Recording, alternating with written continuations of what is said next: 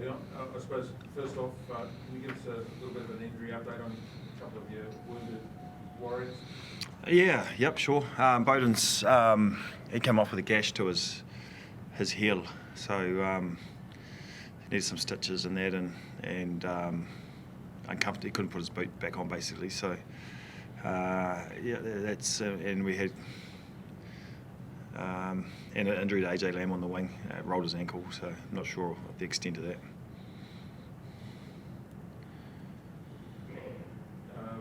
Looking at the game as a whole, 17-14 at half time, were you happy with the way that the team sort of dominated pretty much the second half? Yeah, I thought we actually played well in the first half too. We attacked well and created a lot, and just a couple of little, probably lack of patience, I suppose. It meant that we didn't quite get the ball over the line, but I thought we were doing the right things. We were, doing well in the collision area and keeping Fraser off the ball, which is always hard to do, generally. And then, just leaked that try just before half time, which was disappointing, but we knew that we just needed to continue what we're doing and be patient with that, and we did that well. Is it reassuring to know that you can get so much out of two centres and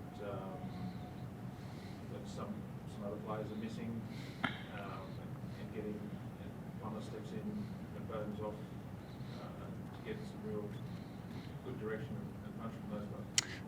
Yeah, it was a short week, short turnaround. We were pleased around some of our performance against the Crusaders defensively, but we probably defended so much that our attacking game didn't really get going. So there was a bit of an onus this week to try and hold the ball, I suppose, and build some phase and create some pressure instead of giving the ball back and having to defend. So I thought we did that really well, got that balance right. But yeah, a lot of guys stepped up. Sam Knock at 9 I thought was fantastic, and it was an opportunity for some of the guys that aren't leaders to step up. And I thought Zan Sullivan at fullback filled that role. Harry, you've mentioned, and Bryce Heem at centre was fantastic. So we need depth, and this was a big game for both clubs. We knew this meant a lot for the Reds, and they'll be really tough at home, which they were, and we needed to be right up for it. And I thought we fronted physically the way we needed to be able to get a result. Just this far into the season, have you got a bit of an assessment of if the gaps narrowing a little bit with the Australian teams, or there's longer periods in games where you're tested, or how do you think? You can answer that one, Pete. Patrick, maybe I can answer that one. The contest with the Aussie teams generally. Well, from my perspective, it's always a tough contest, especially today. There's a bit of a seesaw despite the scoreboard. We saw that the Reds played against the Chiefs last week and beat them, and for us, we didn't want to let ourselves down physically, so we had to front up.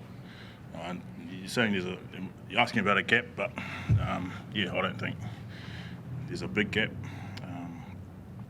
Aussie teams are performing well every week, and there might be slight margins in the points, but performance-wise, I think they're going well.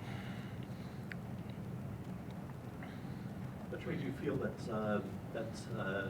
turnover on the 43rd minute when the Reds were in a position to score and you counter-attack, and at the end you score your try, do you think it's the turning point of the game? I don't know, maybe if I review it might be, but I think coming off from half time, we knew we had to score first, and we know if we put ourselves in that position, we're going to do well, or momentum will sort of carry on. Turning of the game, I don't know. It was still back and forth. We still let a lot of penalties in, which we don't like, and we certainly paid for those throughout the second half. So it's probably too early to tell if it was a turning point in the game. Do you ever train against Mark Talia in units of training? How do you? Well, lucky I'm on the playing side most of the time. I don't have to defend them. So, it's funny you say that. It's hard defending him, but then when you're trying to get in and clean behind his carries, that's also quite hard as well. You got to get your footwork right and sort of anticipate where he's going to go for someone like him who's hard on his feet, it's quite hard to anticipate. But I suppose it will make us that much better.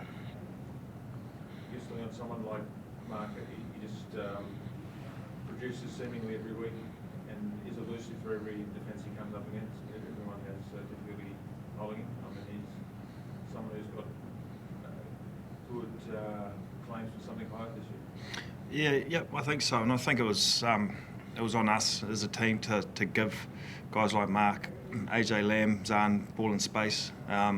We haven't done that well lately, and turnover ball. I think our endeavour was good. Right on the line, like you mentioned, defending and still having the courage to play instead of just kick. And I think probably there was a mistake against the Crusaders. We often booted the ball back and we're back on defence, but we backed ourselves. And Mark was in the game a lot. He had a lot of carries and run meters, and we're at our best when we're able to get the ball in these guys' hands. So that was probably the pleasing thing. We let the ball go a little bit more tonight and backed our skill. And I thought generally our handling was pretty sharp. Given how many times we were trying to play to width. Leon, you played with Brad Thorne as a fellow All Black. What do you see in his quality as a human, and I guess what he's put in at the Reds, looking on from afar, I guess. But would you hope he still had something to offer? Yeah, definitely. Somewhere down the track. Yeah, look, there's you can see a DNA around this Reds team, and it's around the contact area, tackle breakdown, real tough.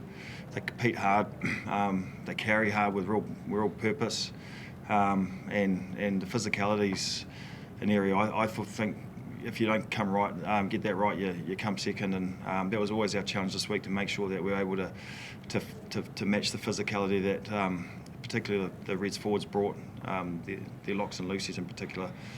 So I think that was Brad's bread and butter as a player. He didn't want to be second in any contact, and you can see that he's installed that with his players. And I thought against the Chiefs physically they were outstanding, and it was up to us to make sure that we matched them this week. Why does that victory leaves you in the race for one of the top position and playing the finals at home?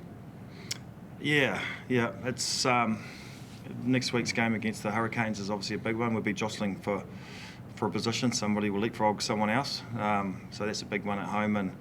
And then we've got one more game, another game at home against the Highlanders. So some big games in the next 2 rounds, and there'll be some positions up for grabs. And obviously we want to be playing at home, so it's really important. The next one with the Hurricanes, and I just think building on tonight's performance, I think we can take some confidence on both attack and defence. But our discipline needs to be better. There's no doubt about that. Were you disappointed not to get the bonus point? Yeah, a little bit. Yeah, look, we again, our discipline let the Reds down into our 22, and they were really effective with their maul and their combative game close to the line. So we had a lot of opportunity at the end there, and a bonus point would have been a nice way to keep the night off. Thanks, gentlemen. Cheers. Thank you. Safe travel, boys. Take care.